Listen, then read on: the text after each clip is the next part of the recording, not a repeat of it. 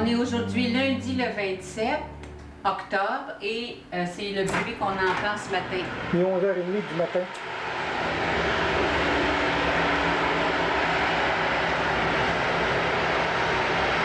Et l'odeur de diesel est archi-présente et presque irrespirable.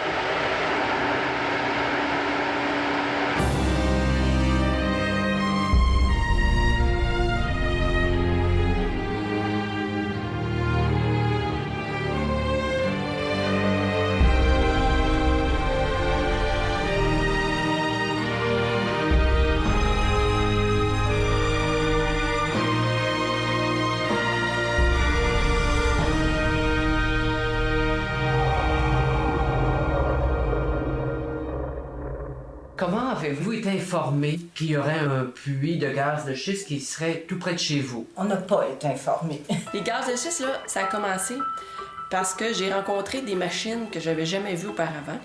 Je les ai suivies, je les ai arrêtées, je leur ai demandé « Que faites-vous ici? » Premièrement, ils m'ont répondu « On parle pas en français. » Fait que là, je leur ai demandé « What are you doing here? » We're looking for some mineral. » Fait que le mineral, des minerais, ils cherchent quoi? Ils cherchent du fer, de l'or, du cuivre, mais j'ai pas fait le lien tout de suite. J'ai pas fait le lien encore, tu sais. C'est après ça, quand j'ai vu toutes les affaires arriver, là j'ai dit, oh non, on est pris avec les gaz de schiste dans notre cour. On entendait beaucoup d'hélicoptères au-dessus de chez nous, pendant des jours et des jours et des jours. Il y avait un hélicoptère au-dessus du chemin, à peu près à la hauteur du deuxième étage de la maison. Puis ma femme, quand elle a ouvert le store de la chambre, elle a comme fait le saut de voir face à face avec le pilote d'hélicoptère qui était stationné, il était en train de prendre des choses à terre, là. Il y avait un hélicoptère qui se promenait. On savait pas c'était quoi, mais on voyait qu'il y avait une espèce d'immense câble au bout de l'hélicoptère, en bas de l'hélicoptère, avec un grand sac. On ne savait pas c'était quoi non plus. Donc, mais c'était des allers-retours quelques jours. Donc, Louis a téléphoné la municipalité pour savoir c'est quoi. Et on lui a répondu, écoutez, ce sont des biscuits pour les animaux. On a vu des hélicoptères pendant presque un mois et plus se promener avec un câble puis un gros sac orange. J'ai communiqué avec la municipalité pour savoir qu'est-ce que c'était ça m'intriguait. Là, on m'a dit qu'on n'avait aucune idée, on n'était pas au courant d'appeler mon député. Alors, j'ai communiqué avec le député, ils m'ont rappelé rapidement, ils m'ont dit que c'était des biscuits contre la rage. Ils laissaient tomber des biscuits là, comme ça contre la rage. Alors, finalement, on sait très bien que c'était pas le cas. Il y a des hélicoptères, à un moment donné, qui avaient commencé à larguer des ballots de tuyaux. Là, moi, en tout cas, quand je me suis informée, ils ont dit, ils font de l'exploration. Ils vérifient s'il n'y aurait pas du gaz. Mais tu sais, pas plus que ça. J'avais vu les camions, mais avant de voir les camions, aux médias, il y en avait parlé. Ils disaient qu'il y avait des camions qui se promenaient un peu partout là, avec des systèmes là, pour sonder. C'est là que j'ai vu ça pour la première fois. Ils savaient déjà depuis 2 ans. Moi, je m'étais informée. Ils savaient depuis 2 ans déjà parce que, premièrement, je l'ai vu. J'ai demandé que la Ville m'envoie les résolutions du passé. Et j'ai vu que dès 2009, la Ville avait été informée que la Forest Oil s'en venait. Ils ont demandé un règlement d'emprunt au ministère pour faire effectuer la réfection de la 137. Et comme par hasard, ils n'ont pas fait la réfection. Ils ont fait la réfection jusqu'ici, donc pour que les camions puissent passer plus aisément, puis que la route de probablement qui était abîmée, puis elle ne pourrait pas supporter là, ce transport-là. Ils ont emmené l'eau potable. mais pas chez nous. Pas chez aucun des 11 citoyens ici, là, les 11 maisons. Nous, ils ont arrêté juste avant. Donc, c'est assez pour fournir la compagnie, mais nous, citoyens de deuxième ordre... Il y avait un vieux dans le bas du fleuve, avec une terre de 30 arpents, un poêle à bois, une charrue neuve, 36 cochons puis 11 enfants. Il s'est levé un bon matin, une cicatrice sur son terrain, les yeux pleins d'eau, il a dit calvaire, on est en train de collimateur.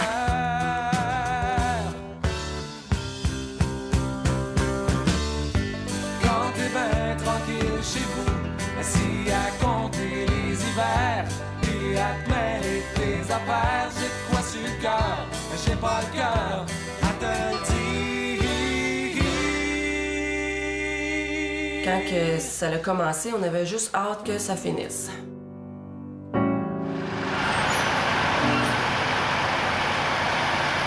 Là, c'est le transport de tout le stock, là, de la foreuse, des cabanes, des génératrices, des conteneurs, de tout ce que vous voulez, les lumières.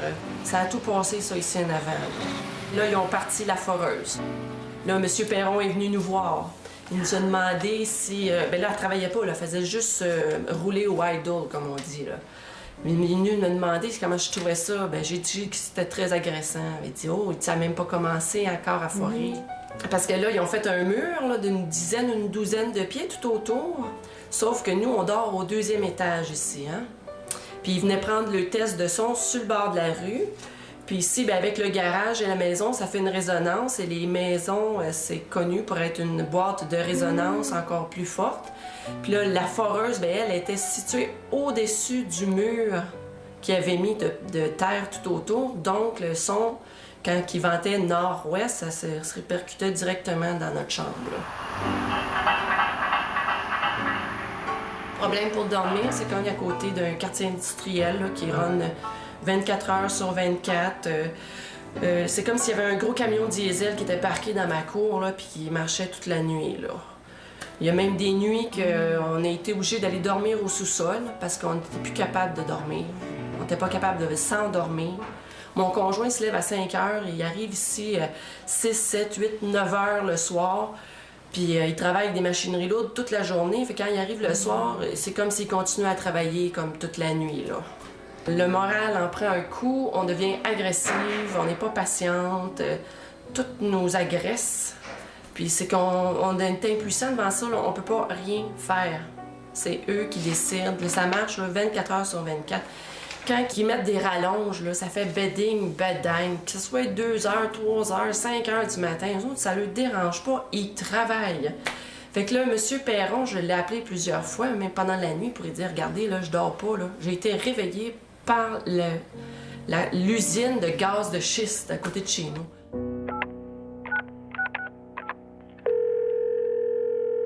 Lui, premièrement, il répond pas, c'est son répondeur, hein? Bonjour, vous avez bien rejoint Jacques Perron. Veuillez laisser votre message et je vous rappellerai dès que possible. Hi, you have reached Jacques Perron.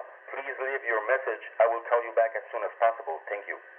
Ben là, il te rappelle le lendemain, puis là, ben là, on va te donner le numéro du chantier, puis quand il y aura du bruit, t'appelleras. Fait que là, t'appelles au chantier pour lui dire, ben, que c'est... Ah, ben là, c'est parce qu'ils sont en train de remonter la tête de la foreuse, c'est pour ça que ça fait du bruit. Je vois, mais moi, dans tout ça, là, je dors quand, là? Tu sais, je peux... Mais là, le gardien de sécurité te répond, ben moi, je dors en 2 génératrices, madame. Moi, j'ai répondu, ben regardez, monsieur, vous avez choisi de dormir en 2 génératrices. Moi, je n'ai pas choisi de dormir avec une foreuse à côté de chez nous. On est en campagne ici, là. Il y a du blé d'Inde, du bois tout autour, puis on se ramasse avec une industrie qui marche 24 heures sur 24, 7 jours sur 7. Eux autres, là, le repos du travailleur, là, il n'y en a pas, là. C'est tout le temps, tout le temps, tout le temps. Les odeurs. Les odeurs, parce que tous les camions, tout le diesel qui passe, l'odeur vient vers chez nous. On nous a déjà dit au départ, quand le monsieur de la forêt était venu, il nous a déjà dit qu'il n'y aurait pas de dommages. Pas d'expropriation possible, pas de dédommagement, aucunement, ni monétaire, ni... Puis il nous a dit qu'il n'était pas dans l'obligation de venir voir les gens à moins de... à plus de 100 mètres du site.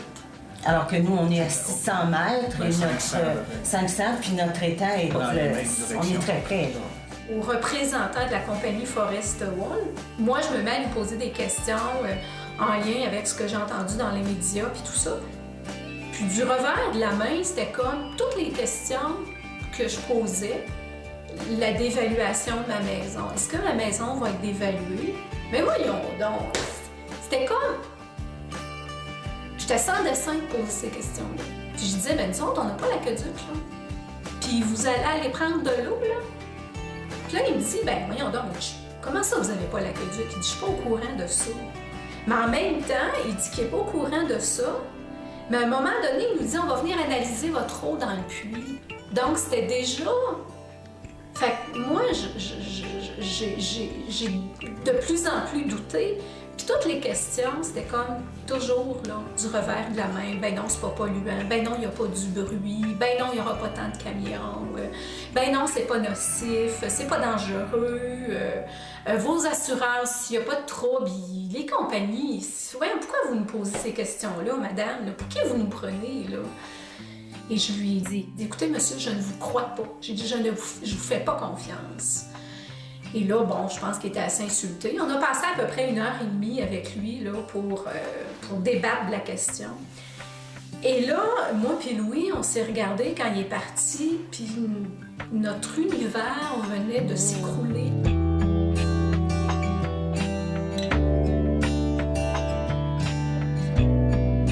D'autres, on n'a pas allumé, on n'a pas réagi, on n'avait jamais entendu parler de ça, on savait rien de ça, puis on s'est dit, bon, ils font juste des sondages, tu sais, pour le moment, il n'y a rien de grave, là. Puis évidemment, tu sais, quand on disait dès le début que tout s'était fait à la cachette, bien, tout ça s'est fait à la cachette, puis nous autres, comme on était une des premières municipalités qui faisait, bien, jamais il n'y avait eu rien dans les journaux ou quoi que ce soit avant ça, là. T'sais, on pouvait pas savoir, c'est vraiment juste après. À un moment donné, on s'est rendu compte que ça pourrait être en face de chez nous. Là, ça avait comme pas de sens. Nous autres, ben, on achète un terrain, une maison, puis en plus, ici, c'est même pas en dessous de la terre ici, c'est là au bord de la rue, mais ça a autant d'impact, sinon plus. Ça nous donne des préjudices économiques. Il y a l'évaluation de la maison, premièrement. Ça, c'est beaucoup l'impact. Aussi, qui va vouloir acheter notre maison demain matin? T'sais, on travaille tous pour notre fonds de pension. Demain matin, moi, je me dis, bon, mon fonds de pension, c'est ma maison, mais je peux pas vendre ce que je fais. Aussi, la santé, parce que tout ça, économiquement, ça touche la maladie aussi santé. Donc, il y a du monde qui va faire des dépressions. Là. Parce que si, mettons, ta maison, elle ne vaut plus rien, tu vieillis, bon, tu as travaillé autonome, bon, tu n'as pas beaucoup d'argent devant toi, qu'est-ce que tu penses qui va arriver? Il y en a qui vont arriver, faire des grosses dépressions. Tu sais, tu sors dehors, ça sent le gaz, tu sais pas trop la qualité de l'air, l'eau à long terme, même à moyen terme, l'eau. Puis c'est sûr que, bon, le gouvernement dit qu'il fait beaucoup de différence entre l'exploitation et l'exploration, puis là, on est juste en exploration, mais en même temps, quand la phase d'exploration se fait, premièrement, c'est là où il se passe le plus de choses négatives pour le citoyen, pour la personne. Tu sais, nous autres, là, on essaie de s'imaginer, tu sais, mettons que ça se fait, là, la tonne de camions qui vont venir à tous les jours, les camions d'eau qui vont amener de l'eau propre, qui vont ramener une partie de l'eau sale, les bassins de décantation qu'on va avoir là, le bruit, l'odeur. Ça ne devient pas ici de stockage. Ça, on ne sait pas non plus. C'est sûr qu'il y a des effets en plus. On ne les connaît pas, on sait que ça nous met dans une période d'insécurité, on va composer, on doit vivre avec l'insécurité. On doit aussi vivre avec les chicanes que ça fait dans le village, parce qu'il y en a qui sont pour, il y en a qui sont contre. Là, ça met des tensions. Puis, c'est ça, donc là, ça devient difficile. On serait aussi caractérisé par certaines personnes comme des extrémistes. Donc, il y a tout ça avec quoi on doit composer. Ces chicanes-là dans le village, les chicanes dans le village sont déjà présentes. L'insécurité chez tous les gens en tout cas, qui sont minimalement proches. Même au village, ici, les gens, il y en a qui nous disent, ben regarde, ça va être dans le rang des 14, tu sais, on s'en fout un peu. Ça, c'est un peu dommage, parce que les gens se rendent pas compte que ça va avoir un impact sur eux aussi. Puis je pense qu'il y a un impact, j'ai pas la preuve écrite, mais il y a un impact qui est déjà là, je crois. C'est que je pense que déjà, Saint-Marc, c'est un endroit où les gens ont de moins en moins le goût d'acheter des maisons. Là, ma maison, là, je la mets à vendre, là. Il n'y a pas un chat qui a vu. Mais non. Hein? Nous autres, notre maison, c'est notre fonds de pension. Hein? La plupart des gens, c'est ça. La maison égale fonds de pension. Mais notre fonds de pension, là, il est parti. Bye-bye, là, il en vaut la moitié. Nous, on a acheté cette maison-là, là, il y a il y a 9 ans. Elle n'était pas du tout comme elle est maintenant. On l'a vraiment retapée. Parce que c'est notre projet de retraite. C'était notre projet de retraite. Avoir su là, que les gaz de schiste arrivaient, là, moi, j'aurais jamais investi. Là. J'aurais pas mis une scène. On n'aurait pas rénové le rez-de-chaussée. Là. On n'aurait même pas repeinturé. Je me sens bernée. Il y a de la maltraitance dans toute cette histoire-là. Il y a de la violence. C'est extrêmement violent. C'est une intrusion. Et on me dit, ferme ta gueule, t'es rien qu'une écologiste, de quoi tu te mêles? C'est le cash qui compte. Je suis en furie. Je suis furieuse de comment je suis traitée là-dedans, de comment la population est traitée. Et je suis très, très, très, très inquiète pour la démocratie parce qu'à mon point de vue, il n'y en a plus. Ma grande inquiétude, c'est qu'on ne sera pas entendu et nous, qui ne faisons pas partie des grandes municipalités, là, les petits boisés, là, où il y a 12 maisons, je pense, 14, là, ben, on va être isolés. C'est ça ma grande préoccupation.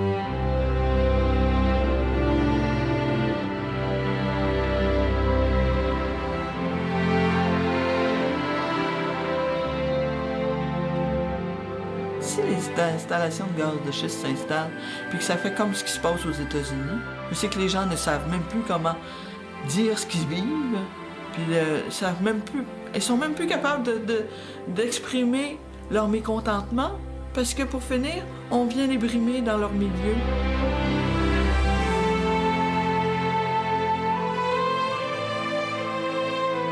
Quelque part, tu te demandes, est-ce que c'est de la dictature dans un pays de dictature qu'on doit vivre? C'est quoi le problème?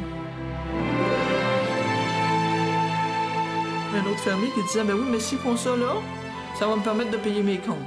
Mais un autre qui dit, oui, mais ta valeur de terrain va être plus que diminuée de moitié, elle ne vaudra plus rien. Fait que pour finir, tu t'es fait leurrer à te faire croire que ça allait être bon pour toi. Mais pour finir, c'est comme ceux qui ont volé des millions de dollars par de l'hypocrisie et des mensonges. C'est ça? Est-ce qu'on est gouverné par ça pour finir? L'hypocrisie et du mensonge?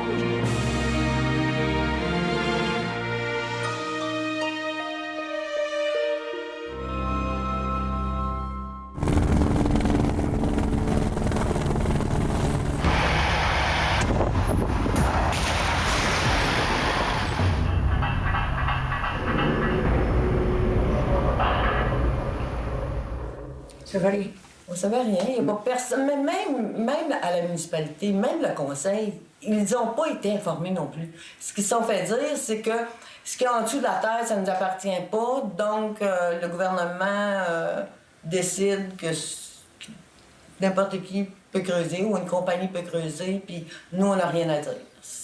Même eux pensaient comme ça.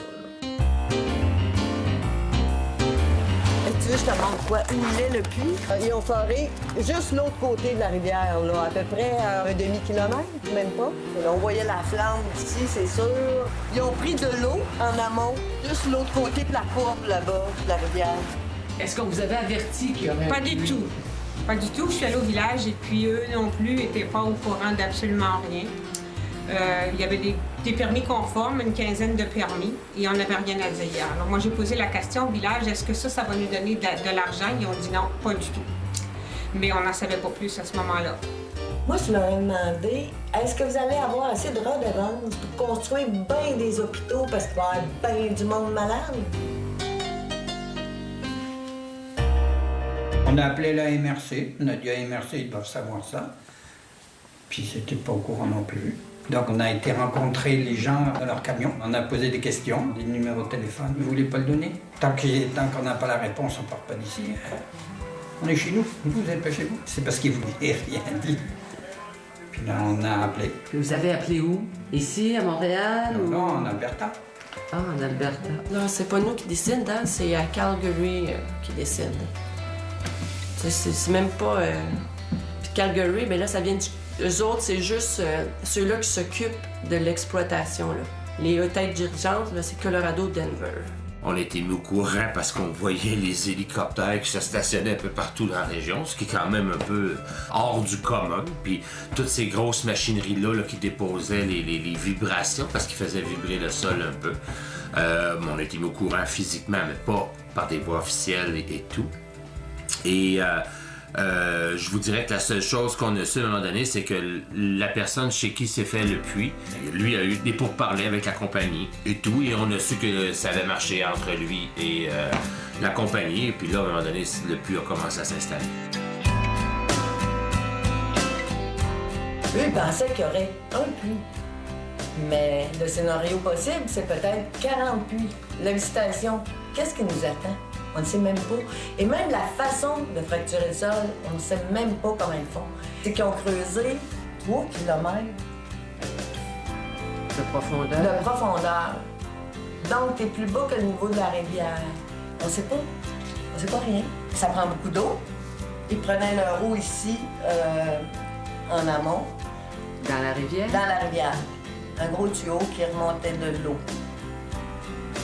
Puis l'eau polluée, parce que l'eau de fracturation, ça remonte avec tous les produits chimiques. Ça, ils ont essayé de l'envoyer à l'usine de filtration à Drummondville. L'usine a dit non, on peut pas filtrer cette eau-là. Puis là, ce qu'on a su lundi, c'est qu'il y avait 5 camions citernes qui s'étaient perdus dans la nature à quelque part. Où? On ne sait pas. Mais ça n'a pas été filtré à nulle part. Puis tu sais, là, tu te demandes, ils l'ont-tu retiré dans la rivière? C'est ça qui m'a peur. Puis l'usine de filtration, Nicolet, qui donne l'aqueduc, qui fournit l'eau potable, elle est en aval. Donc, ça veut dire qu'elle prend son eau. Elle prend quoi comme eau? Tu sais, on a plein de points d'interrogation, là, ça, c'est ça.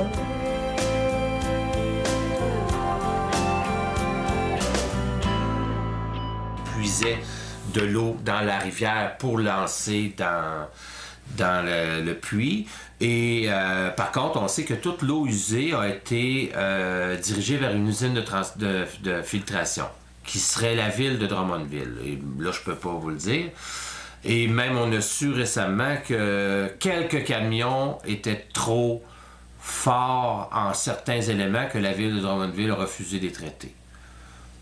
Où ont été les camions? Personne ne le sait. Imagine-toi que c'est une belle rivière quand même, là. S'il fallait que cette rivière-là soit polluée, tu sais, il y aurait beaucoup de gens malheureux ici, là. Et en amont et en aval. Aujourd'hui, c'est évident que les gens sont très, très nerveux. Ils sont nerveux par rapport à la pollution de l'eau. Parce qu'on sait qu'on a eu un peu des variantes relativement imposantes ici au niveau de l'eau, de l'aqueduc. Au niveau de l'air, on connaît moins présentement les retombées. Au niveau du bruit, l'exploitation, on la connaît pas. Parce que nous autres, c'était le forage, puis une fois que c'était trouvé, puis qu'ils savaient ce qu'il y avait là, ils ont refermé le tout. Mais demain matin, ça marche 365 jours par année, 24 heures par jour. Ça va peut-être être autre chose. Puis il va peut-être arriver un pipeline aussi avec ça. Ou comment va être transporté ce gaz-là. Là, c'est encore plus de camions. T'sais. Aujourd'hui, je vous dirais que par le bruit, par le dérangement, oui, les gens sont inquiets. Ils sont inquiets. 40 puits dans notre municipalité. On en a eu un, puis on a trouvé ça gigantesque. On a trouvé ça dérangeant. S'il faut en avoir 40, là, on n'est plus chez nous. Là. On était avertis de rien. Personne n'est venu nous voir, la municipalité ne nous a pas informés.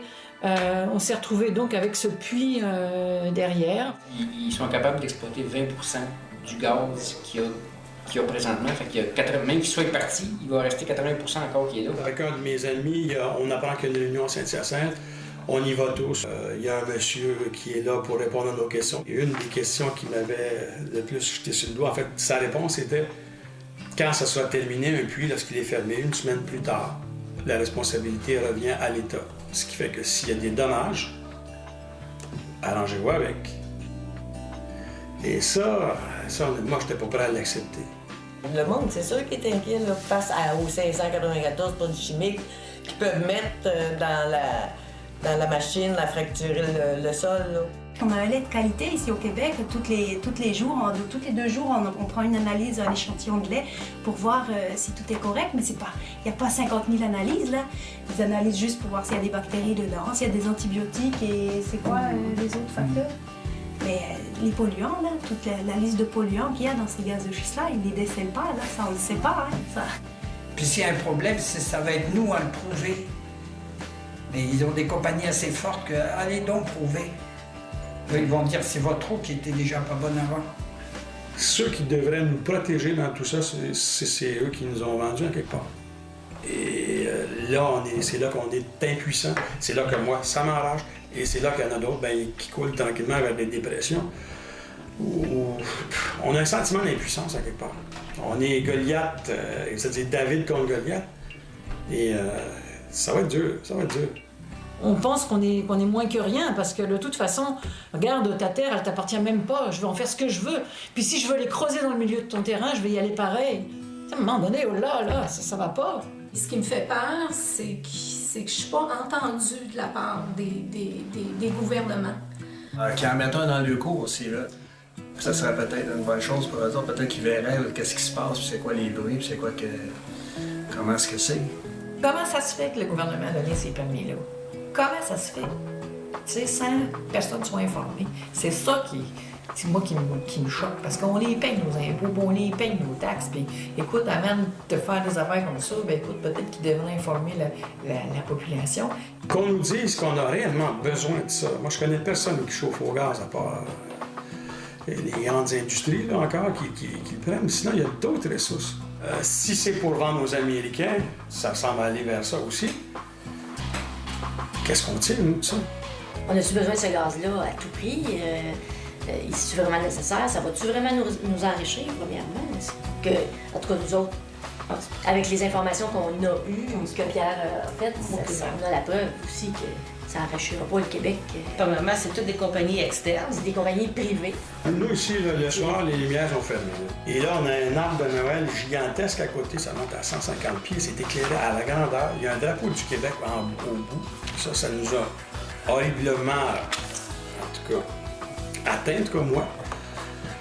Pour les gens de Calgary qui mettent un drapeau du Québec à quelque part, ça m'a agacé un peu.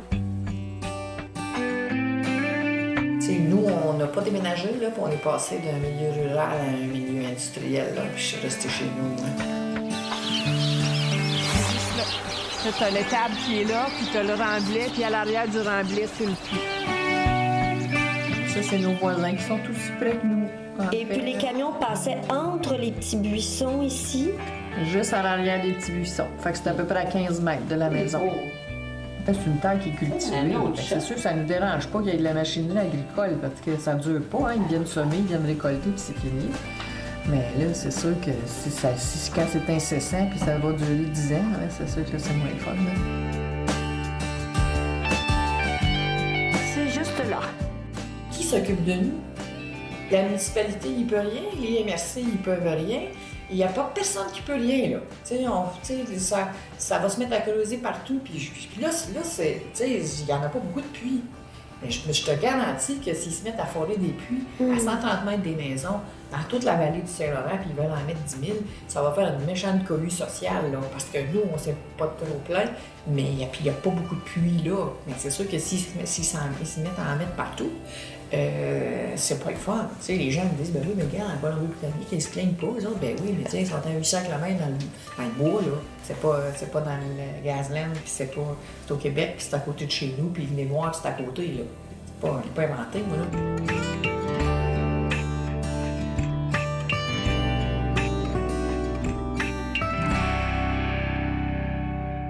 On est rendu que je suis obligée de lire, de m'informer, ça ne m'intéresse pas. C'était pas ça, moi, que j'ai choisi.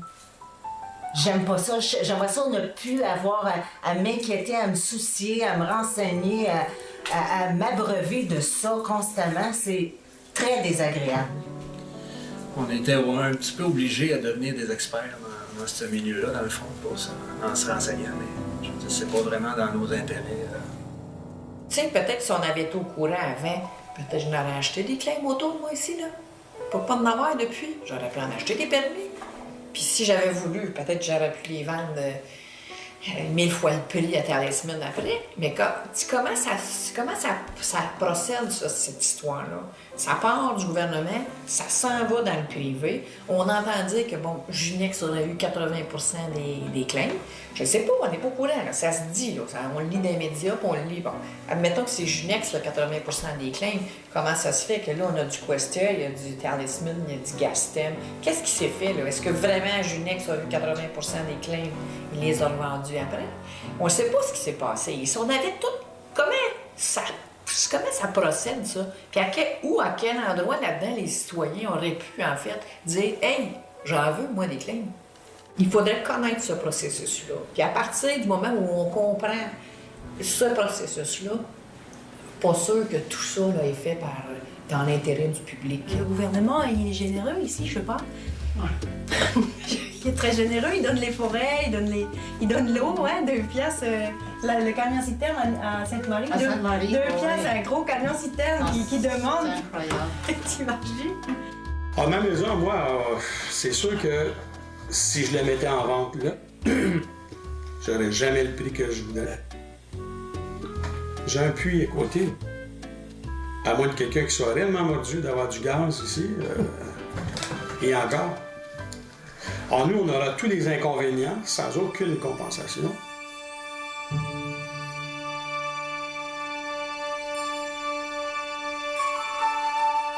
Où est-ce qu'ils veulent exploiter ça? C'est dans la région la plus productive du Québec. Il y a juste 2 des superficies du Québec qui est cultivable. Là, s'ils vont en plus polluer l'eau dans cette zone-là, là, l'agriculture, où est-ce qu'elle va aller? Je pense justement que comme il y a une mauvaise information, puis comme les agriculteurs sont débordés par l'ouvrage, ils ne sont pas informés. Et si ce n'est pas les entreprises, ça devrait être le gouvernement, les municipalités qui devraient mettre au courant les agriculteurs des risques que ça comporte. Le problème que je pense qu'on a, c'est que ça se passe en milieu peu peuplé, qui concerne peut-être moins de monde que si on était en plein milieu d'une ville comme Montréal ou Sherbrooke. Quand ils disent « ben il n'y en aura pas dans les municipalités », il n'y en aura pas. Hein? Il n'y en aura pas. Et nous autres, on est qui? On est quoi?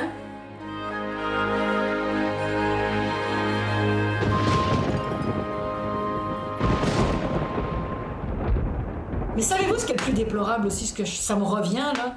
C'est que les gens du Tour, même de Saint-Denis, la plupart se disent « Waouh, la Tour, elle n'est plus là, donc on n'en aura pas de gaz de schiste. » Il faut dire aux gens à chaque fois « Non, croyez pas que c'est parce que la Tour est partie qu'on n'a pas de gaz de schiste. Non, c'est juste parce que pour l'instant, on est juste en exploration.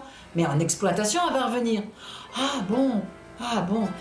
Les gens étaient si bien informés que mon petit voisin pas loin, lui, il pensait que c'était une tour pour Bell, pour les cellulaires. Le site maintenant est complètement abandonné. Il y a une clôture. Il y a même quelqu'un qui a brisé la chaîne de la clôture. Moi, j'y allais une fois de temps en temps voir qu'est-ce qu'il y avait là-bas. Là, j'ai constaté à un moment donné que quelqu'un avait brisé la chaîne. Ça veut dire que là, il y aura beaucoup de gaz. S'il n'y a pas personne qui avait ça là, il peut y avoir n'importe qui. Ça pourrait être n'importe où au Québec. Qui peut se rentrer là avec un camion, avec une grosse chaîne, défonce la place, puis on arrache tout ça, puis là, et ça ne serait peut-être pas gelé à voir. Donc ça aussi, c'est pas très rassurant pour ceux qui sont très près. Ça pourrait arriver, ça. Les fous, on n'est pas à l'abri de ça. Nous, on est des sacrifiés sur un petit mollet. Pas compliqué. C'est juste à mettre la limite, le gaz est déjà là. Ça fait 3 fois qu'on sent du gaz. 3 fois. Une odeur qu'on n'a jamais sentie. Même encore sans qu'il y ait sans Oui, depuis qu'il n'y a plus... le puits est toujours là. Oui, mais depuis qu'il n'y a plus Non, c'est une odeur qu'on n'a jamais sentie. Écoutez, on connaît, ça peut pas être les senteurs de nos animaux, ça peut pas être notre fumier, ça peut être... On a envoyé un courriel au ministère de l'Environnement, sauf que le ministère de l'Environnement, il vous renvoie juste un petit message comme quoi il a lu votre message. Mais c'est tout ce qu'il fait, tu sais, il fait rien de spécial. Personne qui est venu ici sur les lieux. Personne qui est venu sur les lieux, personne qui est venu voir. Mais personne ne se déplace jamais, hein. Non. Personne ne se déplace jamais.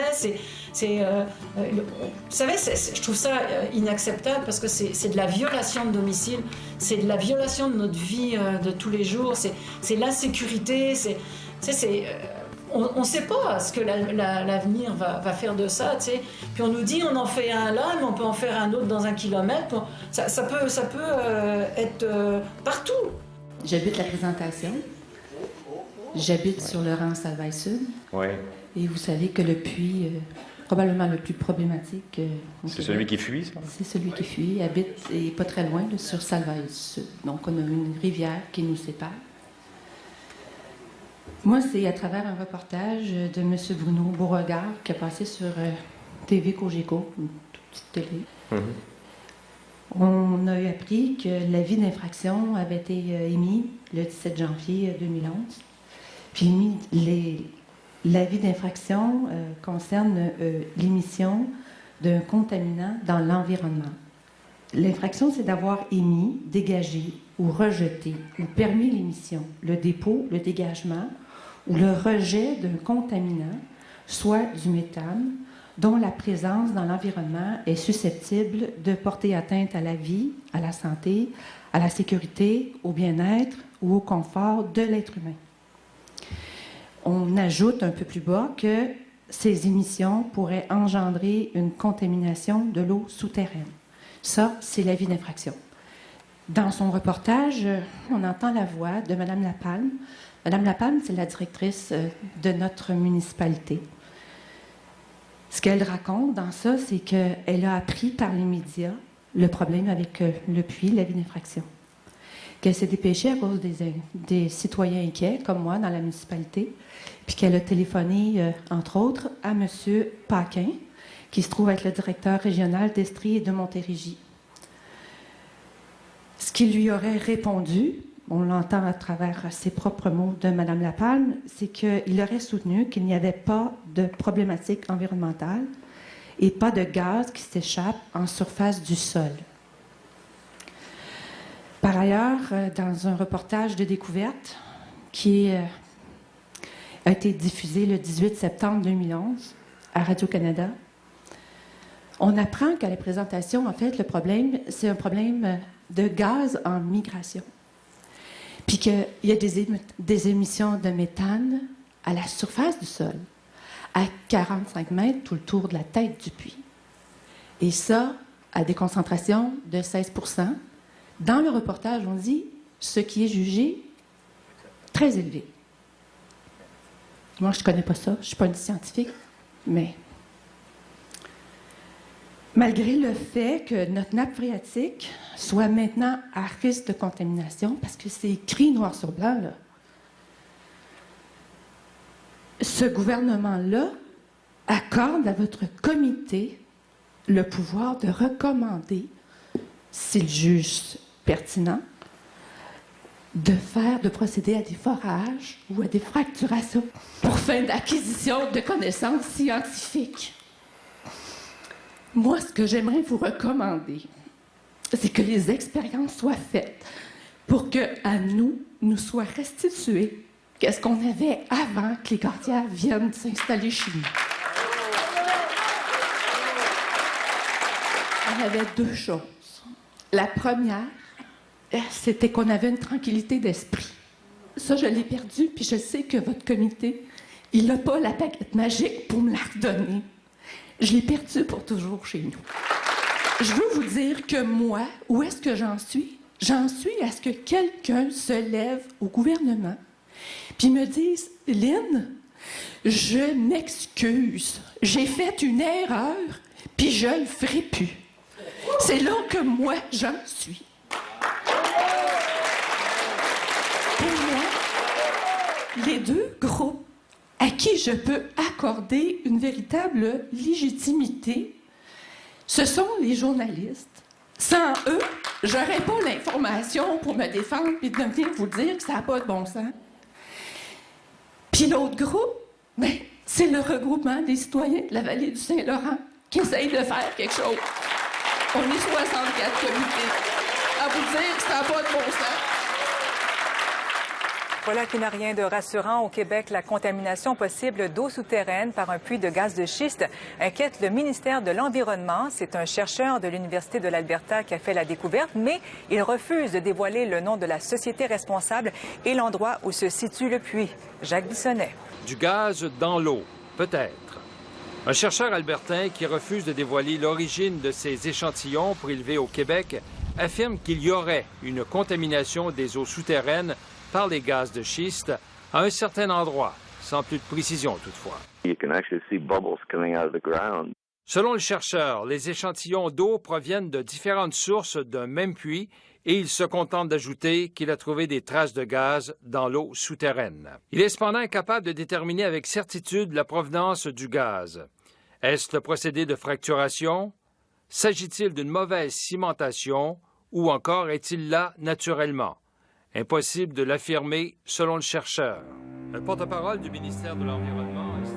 Avoir ça comme compagnon à côté, là, puis je ne souhaite pas personne. Les gens ne se rendent pas compte que ça, c'est un puits.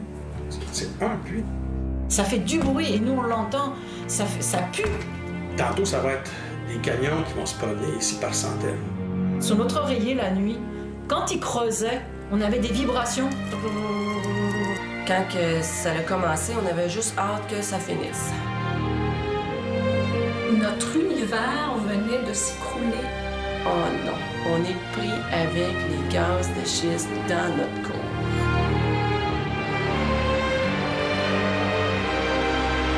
L'odeur de diesel est archi présente et presque irrespirable. C'est le bruit qu'on entend ce matin. Je ne serais pas capable de passer au travers de ça. S'il débarque.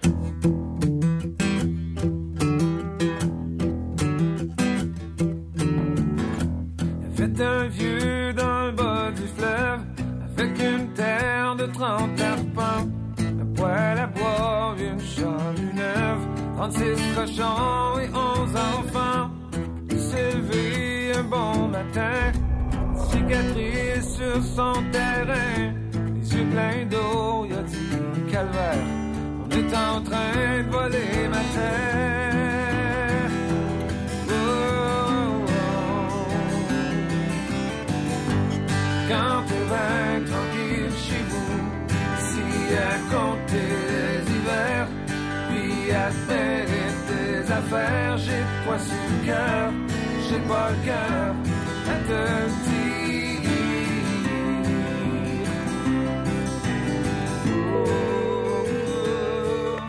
Veuillez laisser votre message et je vous rappellerai dès que possible. Please leave your message. I will call you back as soon as possible. Thank you. Quand tu veux tranquille chez vous, ici à compter les hivers, puis à te mêler tes affaires, j'ai de quoi sur le cœur, j'ai pas le cœur de te le dire.